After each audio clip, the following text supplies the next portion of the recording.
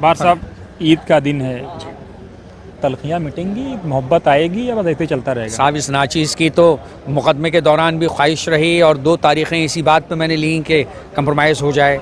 मैं बहुत पहले दिन से कहता हूँ आज भी मुमकिन हो सकता है। कौन सा इतना बड़ा मसला है कि दोनों लोग, तमाम लोग एक साथ नहीं बैठ सकते। सब लोग सेंटर को चाहते हैं कुछ ना कुछ कुर्बानी देना, कुछ कंट्रीब्यूट करना। मैं तो किसी की कुर्बानी की ख्वाहिश पे शक नहीं कर सकता और ना मैंने किया है कभी। ईमानदारी की बात यह है कि मैं अभी भी चाहता हूँ कि एक कप चाय पे, एक कॉफ़ी पे तमाम लोग बैठ जाएं और मसाइल को हल कर लें खूबसूरती के साथ। मैंने अपना ऑफ़र किया कि भाई मैं एग्जीक्यूटिव था उस ज़माने में, एक चंद रोज़ के लिए मुझे सेक्रेटरी बना दिया गया था, मैंने उससे रिज़ाइन किया। मैंने फिर ये ऑफ़र किया कि मैं एग्जीक्यूटिवशिप से रिज़ाइन करूँगा अगर आप लोग कंप्रोमाइज़ में कोई रुकावट मेरी वजह से आ रही। मैंने ये भी ऑफ़र किया कि अगर आप लोगों के आपने तो मेंबरशिप छोड़ने की बात की। मेंबरशिप कि भाई मैं सरेंडर कर दूंगा अगर मैं इस काबिल नहीं हूँ। अगर आपको लगता है कि मेरी वजह से आप लोगों का कंप्रोमाइज़ पॉसिबल नहीं हो सकता, I am ready to surrender my primary membership. What more you want. मैंने बर्लिन का एग्जाम्पल उस दिन आपके सामने दिया। बर्लिन की दीवार, वो दीवार मैंने अपनी आंख से, मतलब 2-2 फीट, 1.5 फीट, 1-1 फीट जगह जगह पर वो दीवार बाकी थी जिसके नक़ूश मैंने देखे। कौन सा मसला ऐसा है नहीं हो सकता? आयरलैंड और इंग्लैंड, लॉर्ड माउंटबेटन का कत्ल जो है वो आयरलैंड के लोगों ने कर दिया, इतने बड़े आदमी का। लेकिन आज बहुत अच्छे ताल्लुकात हैं। क्या मुमकिन क्या नहीं है? और यहाँ क्या ऐसी मुसीबत है कि बैठने को लोग तैयार नहीं है एक साथ? लेकिन लोग कह रहे हैं कि आप जिस ग्रुप को रिप्रेजेंट करते हैं वो ग्रुप लोगों को गुमराह कर रहा है। एक्सपेंशन की जो बार बार बात कही जा रही है, आप लोगों के पास कोई अप्रूवल नहीं है, कोई मुसव्वदा नहीं है, कोई फीस 8 करोड़ रुपए जमा नहीं होनी थी वो भी नहीं हुई है, उसके बावजूद आप लोग मेंबरों को गुमराह करके एक्सपेंशन की बात कर रहे हैं। एक्सपेंशन किसका? इंडिया इस्लामिक कल्चर सेंटर का। अच्छा, नहीं वो तो देखिए अकाउंटेबिलिटी तय होनी चाहिए। मैं जब जीत के आया, सबसे पहली मीटिंग हुई हम लोगों की मुश्तरका BOT की और एग्जीक्यूटिव की, तो मैंने ये बात कही, आप सबसे कंफर्म लीजिए, इसका वेरिफिकेशन कीजिए। मेरी ख्वाहिश थी कि 100, 150, 200 लोगों को हम शॉर्टलिस्ट करें जो बेपनाह बासलाहियत हैं, जिनकी पोटेंशियलिटी है, जिनकी एनर्जी और जिनके टैलेंट्स को हम सेंटर की फलाह और बहबूद के लिए इस्तेमाल कर सकें। This idea was outrightly rejected by one gentleman, मैं नाम लेना नहीं चाहता उनके अदब में। जहाँ तक ये एक्सपेंशन की बात है, इसके बारे में सीरियस थॉट वजूद में आया था और इसकी वो गारंटी किस तरीके से लेंगे, एश्योरेंस कैसे लेंगे। मैं तो इस वक्त कैंडिडेट नहीं हूँ, चुनाचे मैं तो कोई एश्योरेंस नहीं दे सकता। लेकिन जो लोग मैदान में हैं उनसे वो लोग एश्योरेंस लें और मुतमईन हों कि उनकी एश्योरेंस काबिल एतमाद भी है या नहीं है, और उसके बाद जनरल बॉडी फैसला करेगी। इसलिए कि मैं ये दूसरा पॉइंट पहले दिन से ये कहता था कि जनरल बॉडी इज सुप्रीम। अल्लाह रब्बे करीम ने मेरी इज्जत उस डिटेल्ड ऑर्डर के तहत रखी है। चूंकि जनरल बॉडी अगर सुप्रीम नहीं होगी तो फिर तो एनआरकी होगी ना। 8-10 लोग तो एनआरकी के अलावा क्या करेंगे फिर? तो जनरल बॉडी को कोर्ट ने बहुत तफसील के साथ माना कि हाँ जनरल बॉडी ही सुप्रीम है। तो मैं जनरल बॉडी की इज्जत करता हूँ हमेशा। जनरल बॉडी का जो फैसला होगा वो मेरी सर आंखों पे होगा। आप चुनाव में जाएंगे या नहीं? मेरा अभी तक कोई इरादा नहीं है। नहीं, आपने पहले कहा था कि अगर जनरल बॉडी सुप्रीम होती है तो आप चुनाव लड़ेंगे, आपने ये कहा था। अगर जनरल बॉडी रिजेक्ट होती है तो आप नहीं लड़ेंगे? देखिए, जनरल बॉडी को मैं आज भी सुप्रीम मानता हूँ और मानता रहूँगा। जब ये इलेक्शन जनरल बॉडी कराएगी, अभी तो ऑब्जर्वर करा रहे हैं, ऑब्जर्वर का अपॉइंटमेंट मेरे लिए अपने आप में शर्म की बात है। मैंने उस दिन भी ये बात कही थी कि 1 करोड़ रुपया खर्च होने के बाद किसको क्या मिल रहा है?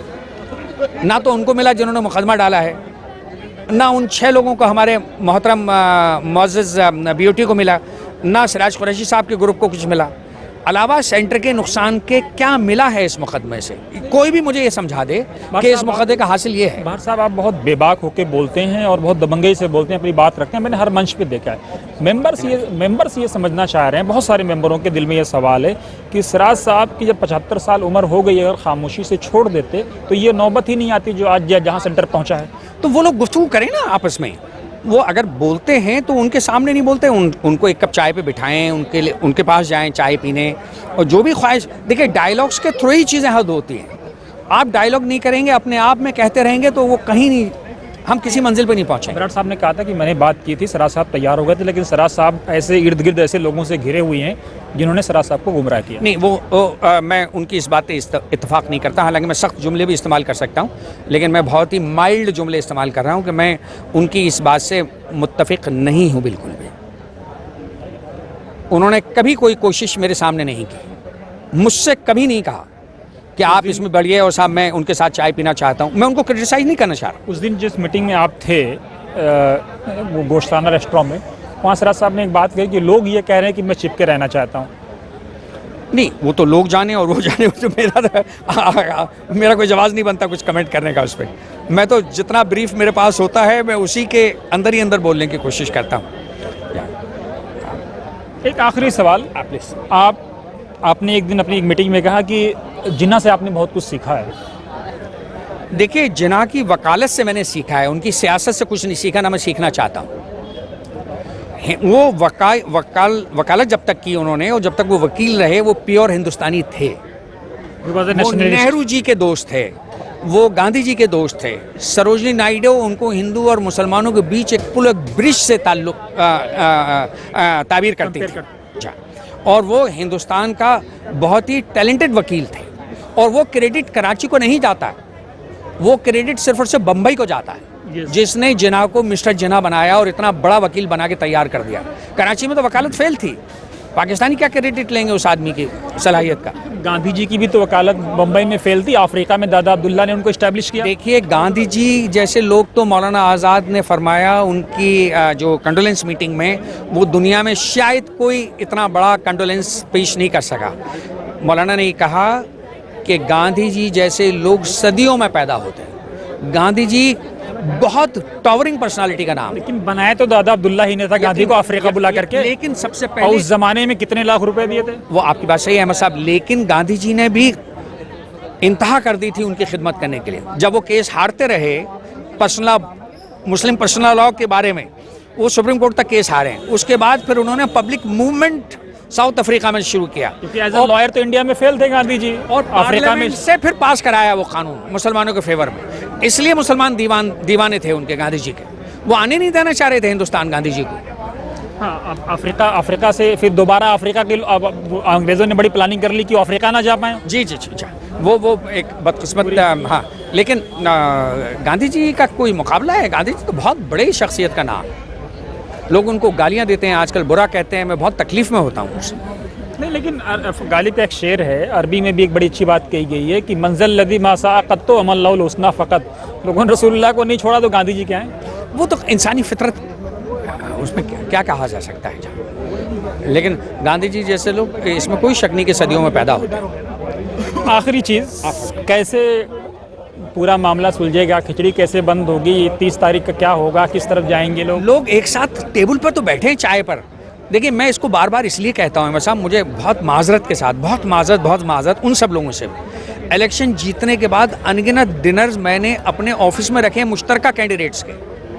जो कैंडिडेट 20 साल पहले इलेक्शन लड़े हैं, उन सबको भी मैंने एक टेबल पर बिठाया। पूछिए आप अबरार भाई से पूछिए, आपने खुद उस दिन ये बात कही थी। हर कैंडिडेट को, चाहे वो जीता है या हारा है 20 साल से, मैंने सबको एक टेबल पर बैठा दिया था। तो मैं आज भी ये चाहता हूँ कि वही टेबल पर सब लोग बैठे। कौन सा मसला है जो हल नहीं हो सकता? अरे नहीं होगा, लेकिन एफर्ट्स तो करें। विराट साहब का एक आरोप ये है कि सराज साहब के इर्द गिर्द जो लोग हैं वही नहीं चाहते कि मसले का हल हो, वरना तो सराज साहब तो तैयार हो गए थे। तो फिर वो उन लोगों से बात करेंगे भाई क्यों नहीं चाहते। अगर उनके पास कोई नाम ऐसे हैं, वो मेरे ऊपर भी शक करते हैं। अब इसका तो कोई इलाज है नहीं। आपके ऊपर क्यों शक कर रहे हैं? लेकिन वो शक तो ऑर्डर ने साबित कर दिया ना, मैं सही था। वो ऑर्डर, वो लोग माने, ये जमाना माने या ना माने, 90% ऑर्डर इस नाचीज की बहस पर है। तूफान कर रहा था मेरे आज़म का तवाफ, दुनिया समझ रही थी कि कश्ती भंवर। वो अल्लाह ने इज्जत रखी अपने हबीब के सदक़े में।